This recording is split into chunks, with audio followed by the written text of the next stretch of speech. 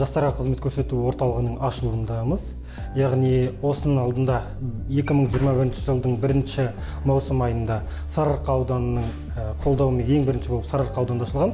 Қазіргі күні жалпы студенттер күнінің қарсаңына байланысты, Қазақстан Республикасы тәуелсіздігінің 30 жылдығының қарсаңына байланысты қалған 3 ауданда, яғни Алматы, Есіл, Байқоңыр аудандарында. Қазіргі уақытта Алматы ауданы бизнес-центр Алькато 4-ші қабатында ашылып отыр. Яғни бұл жерде біз қандай қызмет көрсетеміз?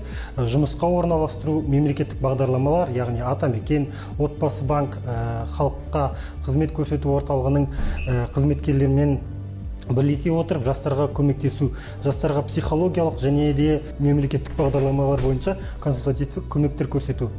Волонтерлық жалпы бізге көптеген мүмкіндіктер береді. Біз бұл жерде көптеген достар табамыз, жақсы адамдар, және де осы студент кезімізді осы волонтерствомен көркемдей ала аламыз.